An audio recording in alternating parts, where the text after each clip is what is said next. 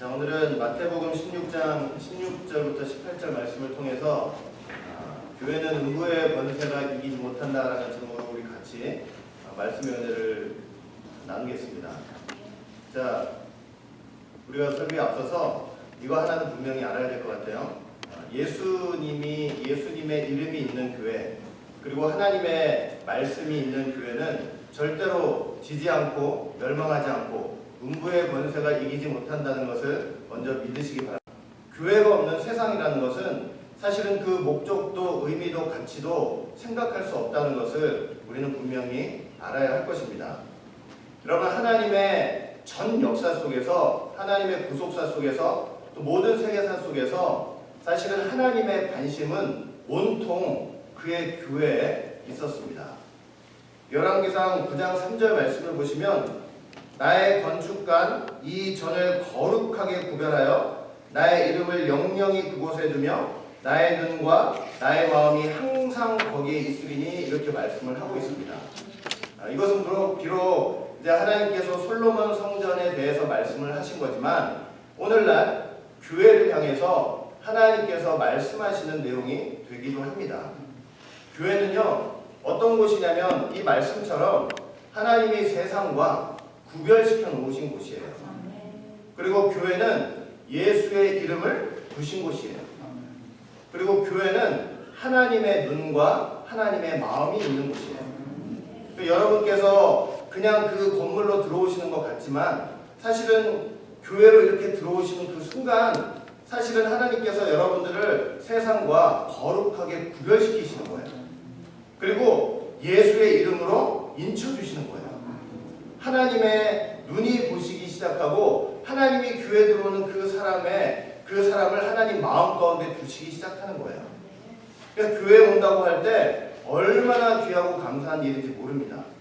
교회가 얼마나 귀한 현장인지 몰라요.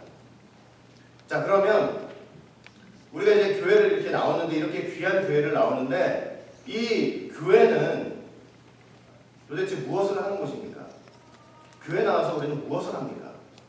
무엇을 해야 합니까? 너무 기본적인 질문이죠. 제가 이제 모태신앙이에요. 그래서 유아 세례를 받았습니다. 어릴 때 유아 세례를 받고 이제 중학교 3학년 때쯤 돼가지고 입교를 했어요. 이제 입교하신 분들도 여기 계시죠? 입교를 한다 그래가지고 좀 떨리더라고요. 또 장로님들 쭉 계시는데 그 앞에 가가지고 이제 뭐 묻고 대답을 해야 된다는 거예요. 일주일 동안 여러 가지 준비를 했어요.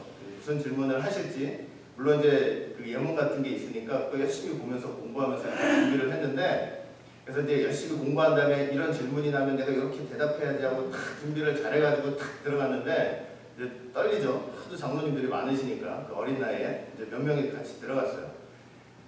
근데 장로님께서 저를 탁 보시더니 그 예상했던 질문을 물어보시는 게 아니고 너무 간단한 걸 물어보시는 거예요. 너 왜 예수를 믿어? 딱 그러시는 거예요. 그래서 제가 너무나 간단하잖아요. 준비하던 거하고 다르게 너무 간단해가지고 답을 빨리 해야 되는데 저 답을 못 하겠는 거예요. 왜 예수를 내가 믿지? 대답을 못 하겠는 거예요. 그동안 모태신앙이라고 하면서 열심히 교회를 다닌 게 15년인데 그 당시만 해도 그렇게 열심히 나와서 설교 말씀도 듣고 또 친구들하고 어울리면서 교제도 나누고 이 교회 생활 열심히 했는데 예수를 왜 믿느냐는 그 질문에 대답을 못 하겠는 거예요. 그래서 우물쭈물하다가 착한 사람 되려고요. 또 교회 다니면서 착한 일 좀 하려고요. 제가 그렇게 대답을 했습니다. 그때 장로님께서 그냥 이제 뭐라 하시면서 그냥 간단하게 말씀하시는 거예요. 또 예수 믿고 천국 가려고 믿는 거지. 대답을 그렇게 하려고 뭐라고 말씀을 하시는 거예요. 그래서 제가 그 기억이 얼마나 마음에 이렇게 남아있던지 아직도 생각이 나요. 왜 예수를 믿느냐는 대답에 질문을 못 하겠더라고요. 대답을 못 하겠더라고요. 오늘 아침에 제가 환희한테 물어봤어요. 아침에 밥 먹으면서 야, 환희야, 너는 왜 예수 믿어? 그랬더니 엄마 아빠가 믿으라고 해서 믿는데요. 그래서 그래, 뭐 어린 나이니까 어쩔 수 없죠. 부모 손에 끌려다니면서 교회 다니는 거니까. 그래, 그거 말고 왜 예수 믿어? 그랬더니 자기는 지옥 가기 싫어서 믿는데요. 저보다 훨씬 낫더라고요. 그러니까 교회를 다니면서 예수를 믿으면서 내가 왜 예수를 믿고 있는지, 교회를 와서 뭐를 해야 되는지, 만약에 이런 기본적인 것들을 확실하게 모르고 그렇게 다닌다고 하면요, 그 신앙생활이라는 게 허물어질 수밖에 없습니다. 여러분, 교회 생활은 왜 합니까? 교회는 왜 오는 거예요? 가장 기본적인 게 뭐냐면 예수 그리스도의 복음을 듣기 위해서 오는 거예요. 그게 가장 기본이에요. 여러분, 군대 가면은 제일 먼저 하는 훈련이 뭐예요?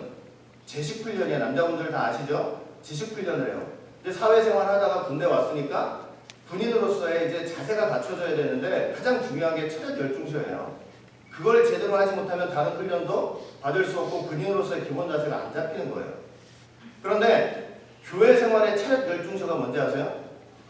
교회 생활의 체력 열중소는 교회 나오셔가지고 예수 그리스도의 복음을 집중해서 듣는 일이에요. 그게 가장 기본적인 제식 훈련이에요. 신앙의 제식 훈련. 그 예수 그리스도의 복음을 듣는 일에 집중하는 거예요. 그런데 우리가 그런 기본적인 교회 목적을 이제 생각하지 못하고 교회 나와서 나는 열심히 한다고 하는데 복음을 듣지 못하고 가는 그런 교회 생활이라면 그게 언젠가는 무너지게 돼 있다는 것을 우리가 반드시 기억을 하셔야 될 것입니다. 자, 그러면 우리가 복음을 듣는다고 했는데, 그러면은 듣는다고 할 때는 우리에게 가르치는 교사가 있다는 거 아니에요? 그러니까 교회는요, 그리스도의 복음을 가르치는 교사가 있어요. 하나님의 말씀을 가르치는 교사. 그러면 그 하나님의 말씀을 가르치는 교사가 누굽니까? 당연히 목사도 있고 직분이 있어서, 교회는 직분이 있어서 목사도 있고 장로님도 계시고 그 다음에 교사들도 있고 해서 하나님의 말씀을 가르치죠. 그러나 근본적으로 교회에 교사가 계세요. 근본적인 교사가 있어요.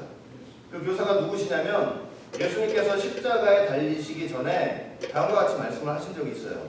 요한복음 14장 16절 보시면 내가 아버지께 구하겠으니 그가 또 다른 보혜사를 너희에게 주사 영원토록 너희와 함께 하시겠다라고 말씀을 하셨어요. 예수님이 살아생전에 제자들한테 이제 내가 십자가에 달려서 나는 이제 갈 텐데, 하늘에 갈 텐데 너희에게는 누구를 보내주시겠대요? 다른 보혜사를 보내주신대요.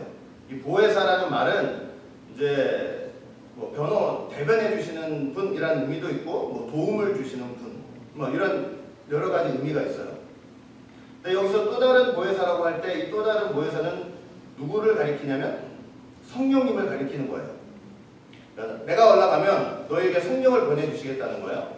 근데 그 성령은 뭐 여러 가지로 말을 할 수가 있겠지만 그 성령님은 진리의 영이세요.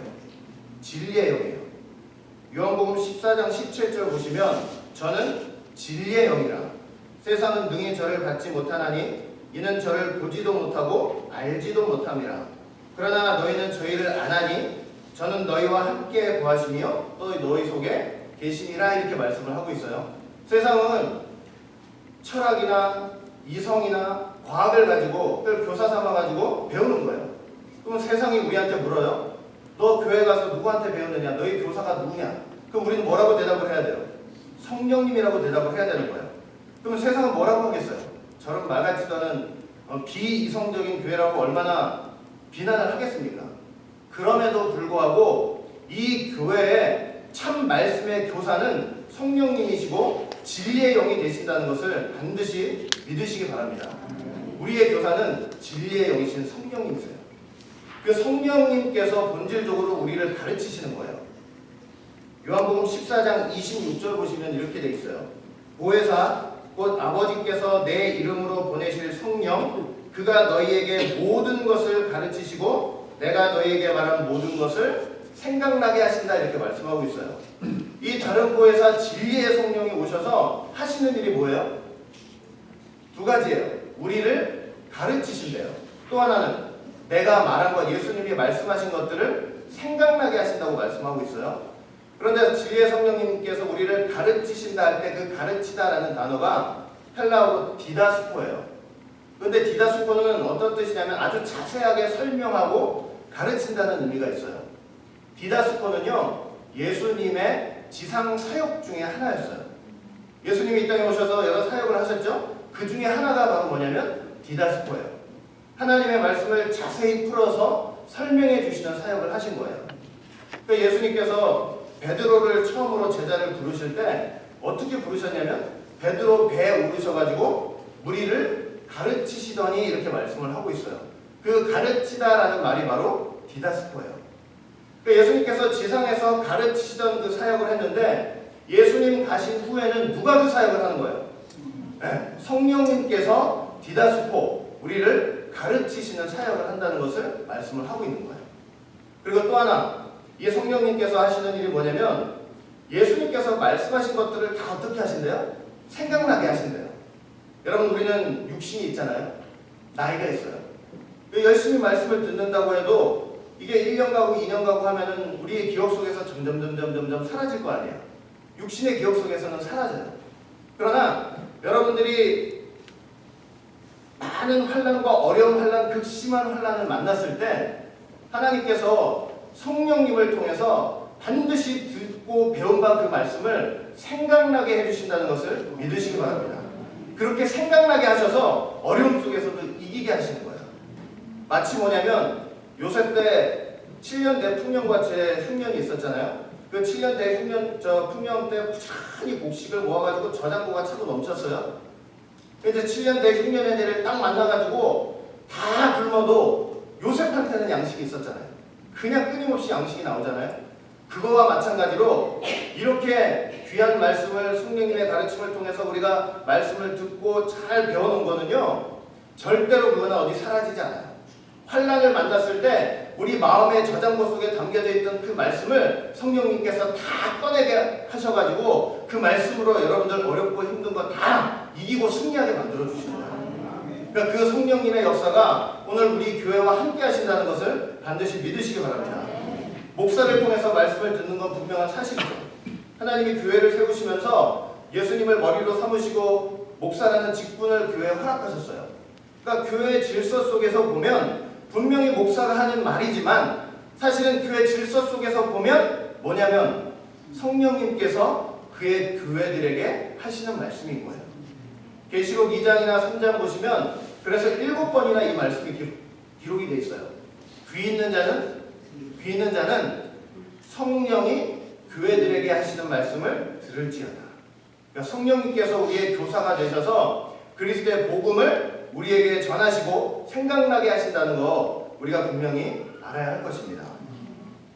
이렇게 교회는요, 성령님을 교사 삼아서 우리가 하나님의 말씀, 예수 그리스도의 복음을 듣는 곳이에요. 그러니까 여러분들이 군인들이 차례열중처는 아주 기본으로 되어 있듯이 교회 생활한다고 할 때는 하나님의 말씀을 딱 듣는 것, 집중해서 듣는 게 아주 차례열중처처럼 기본 자세가 되어 있어요. 그게 기본이에요. 나머지가 다 부수적이에요.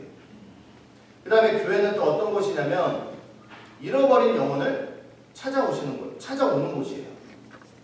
여러분, 예수님께서 세리장 삭개오의 집에 방문을 하셔가지고 그를 구원하시면서 다음과 같이 말씀하셨어요.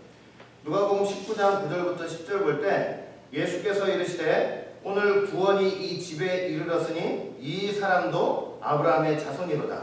인자의 온 것은 잃어버린 자를 찾아 구원하려 함이라 이렇게 말씀을 하고 있죠. 여러분, 당시 삭개오는 유대인들한테 죄인 취급당하던 사람이었죠. 세리가 누구예요? 세리가 뭐하는 사람이에요? 세금 걷는 사람이었죠. 근데 삭개오는 그것도 세리장이었어요. 그래서 사람들한테 얼마나 손가락질 받고 죄인 취급당했겠어요. 실제로 예수님이 삭개오 집에 딱 들어가니까 유대인들이 수근수근하고 난리가 났어요. 죄인의 집에 들어간다고. 예수님께서요, 하나도 그거 아랑곳하지 않으셨어요. 아랑곳하지 않고 뭐라고 하셨어요? 이 사람도 아브라함의 자손이다 선언을 하시면서 언약 백성이라고 딱 인쳐주시는 거예요. 인자에 온 곳은 잃어버린 자를 찾아 구원하려 합니다.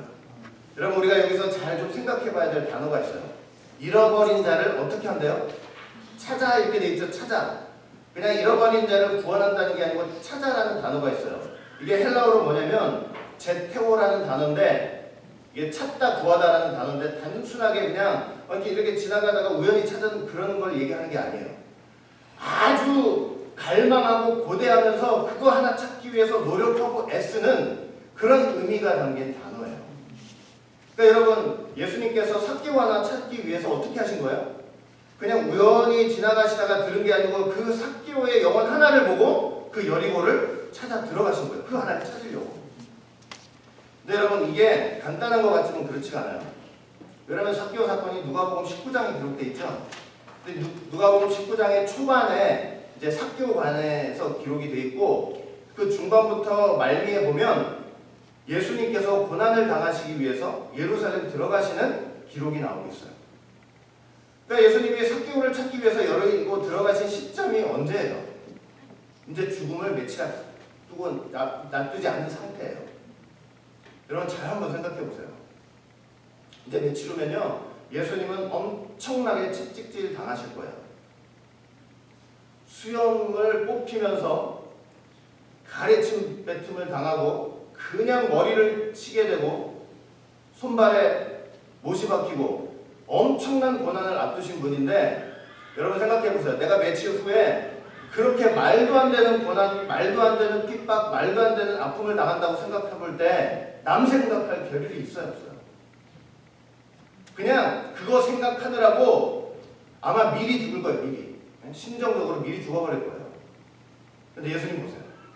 그 엄청난 혼란을 앞두시고요, 예수님은 어떻게 하셨어요? 그 삭개오라는 잃어버린 하나님 그 영혼을 찾기 위해서 여리고로 들어가셨다니까요. 여러분, 교회가요, 이런 예수님의 마음을 가지고 잃어버린 영혼을 찾아야 되는 거예요.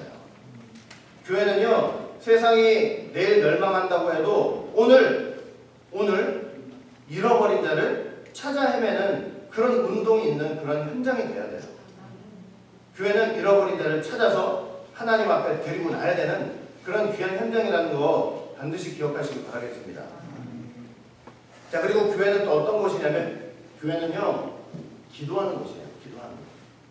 여러분, 교회는 사람 의지하는 곳이 아니에요. 교회는 하나님을 의지하는 곳이죠. 그럼 하나님을 의지한다고 할 때 하나님을 의지하는 게 뭐예요? 기도하는 거예요. 하나님을 의지한다고 하는 거는 기도하는 거예요. 여러분, 기도 속에 보세요. 기도가 얼마나 귀한 거예요. 우리가 하나님 기도하면서 하나님 찾죠? 아버지 찾죠? 하나님을 내 아버지로 부르는 거예요. 우리가 예수님을 통해서 양자의 영을 받아서 아들이 됐기 때문에 하나님을 아버지라고 부르는 거죠. 그렇게 부르면서 그 하나님 앞에 감사해요. 그 다음에 잘못한 거 있으면 회개해요. 필요한 거 있으면 구해요. 마음에 답답한 거 있으면 토로한단 말이에요. 그리고 예수의 이름으로 마무리를 해요. 여러분, 이런 기도가 얼마나 하나님과의 비밀 아니에요? 비밀? 하나님과 나와의 비밀, 아버지와 아들 간의 비밀이 되는 거예요. 그러니까 교회는 그런 비밀이 있는 현장이에요. 여러분, 기도에 대해서 어떤 분들이 어떤 얘기들을 하셨냐면, 루터는 다음과 같이 말씀을 했어요. 하나님께 기도하는 것은 우리 영혼에 독소를 빼는 덩어리와 같다고 말씀을 했다고 합니다. 버나드라는 분은 나는 종종 기도 중에 너무 간절하여 거의 실망할 정도에 이른다. 왜? 기도 열심히 해도 때로는 응답이 빨리 오지 않거든요. 그러나 필경 나는 승리와 사죄에 대한 확신을 얻는다고 말씀을 했다고 해요. 그러니까 기도를 통해서 뭘 얻는 거예요? 승리하고 예수님이 나를 구원하셨다는 사죄에 대한 확신을 갖게 되는 거예요. 후커라는 분은요, 기도는 나의 중요한 일이다. 나는 이 힘으로써 다른 일들을 해나간다고 말씀을 했다고 합니다. 콜레리츠라는 분은 기도는 기독교인의 지상 전투에 있어서 최대 위협이라고 말씀을 하고 있어요. 훌륭한 사업이고 업적이라는 거예요. 토레이라는 분은 이런 말씀을 했다고 해요. 일에 분주한 것보다 우리가 하는 일에 분주한 것보다 기도를 빼앗기지 못하게 하라. 일이 많을수록 기도를 더 많이 하라. 내가 기도함으로 시간이 낭비되는 것이 아니라 기도는 우리의 시간을 가장 아껴준다 라고 말씀을 했다고 합니다. 기도는 교회 활동이고 교회 삶이 돼야 된다는 거 말씀을 하고 있는 거예요. 하나님의 교회는요, 오직 말씀과 기도를 통해서만 거룩해 됩니다. 디모데전서 4장 5절 볼 때 하나님의 말씀과 기도로 거룩해진다. 항상 잊지 말고 교회 생활하면서 말씀과 기도로서 날마다 구별되는 귀한 삶을 사시기를 바라겠습니다. 여러분, 이런 교회는요, 절대로 오늘 말씀 제목처럼요, 음부의 권세가 이기지 못해요.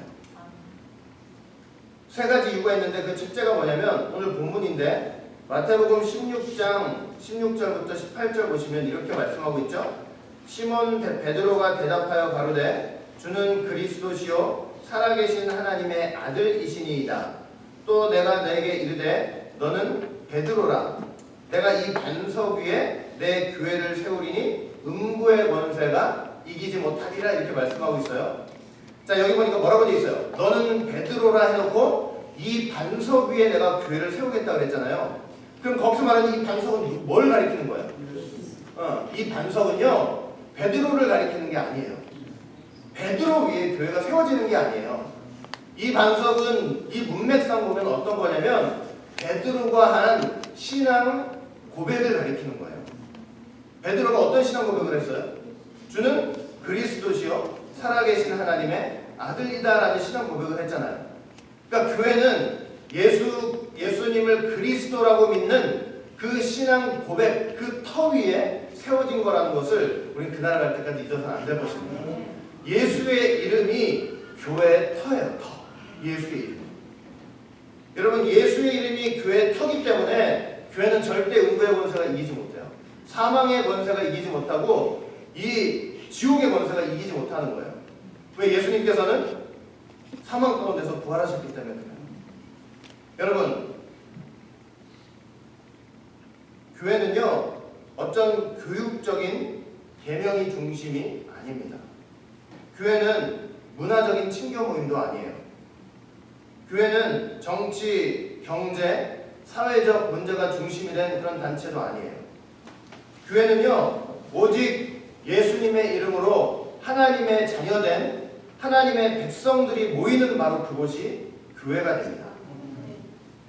교회로 사람들이 모이는 힘의 근원이, 그 힘의 동인이 오직 예수가 되어야 돼요. 오직 예수 그리스도의 복음이 되어야 합니다. 예수의 이름을 멸시하고 망령되이 부르고 하나님의 말씀과 예수 그리스도의 복음을 격렬히 여긴다면요 거기는 벌써 교회가 아닙니다.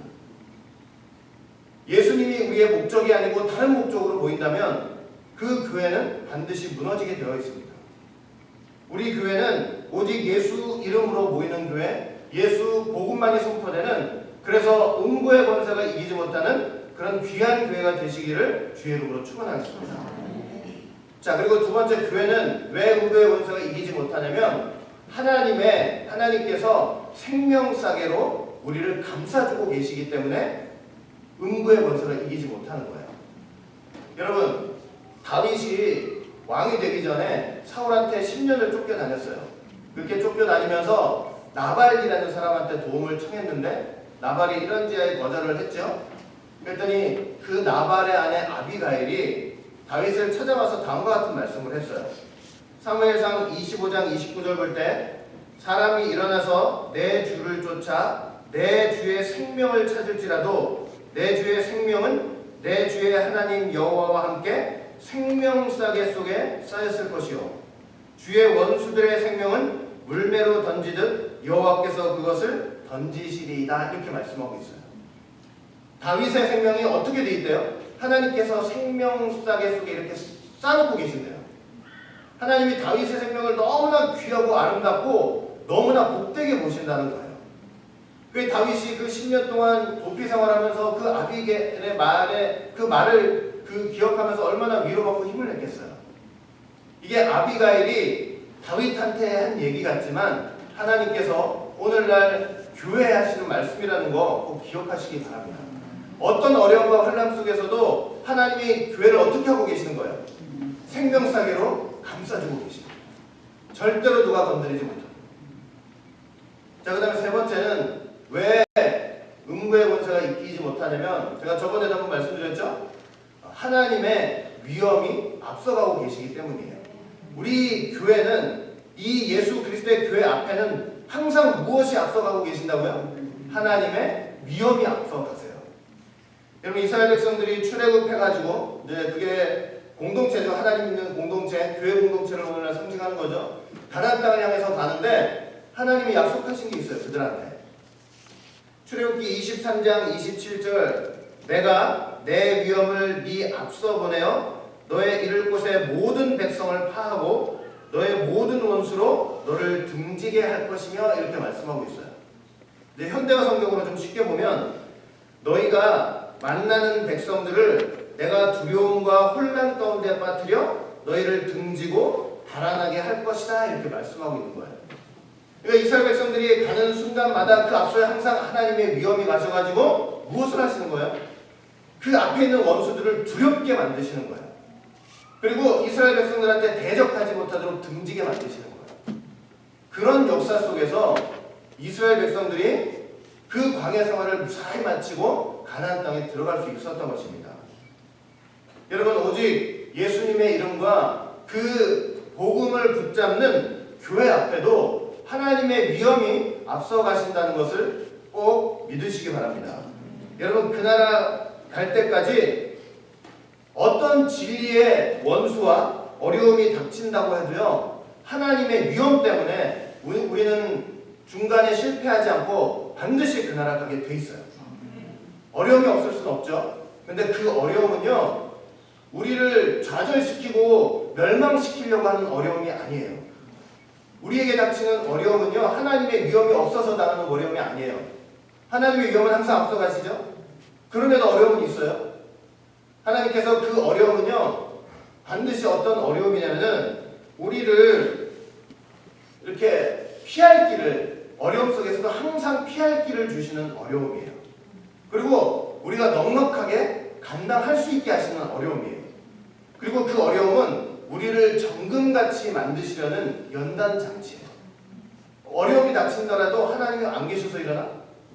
하나님의 위엄이 앞서가신다더니 그게 아닌가? 이게 아니고 우리를 더 강력한 믿음으로 만드시는 하나님의 귀한 은혜 속에서 그런 어려움을 찾아오는 거예요. 그러니까 근본적으로 우리를 절망시키는 그런 어려움, 그건 하나님의 위엄이 다 해결해 주시고 우리가 그런 속에서, 어려움 속에서도 승리할 수 있다는 거 꼭 믿으시기 바랍니다. 우리 오직 예수교회는 절대로 음부의 권세가 이기지 못한다는 거 다시 한번 기억하시면서 믿음으로 승리하시는 여러분들 되시기를 주의 이름으로 축원하겠습니다.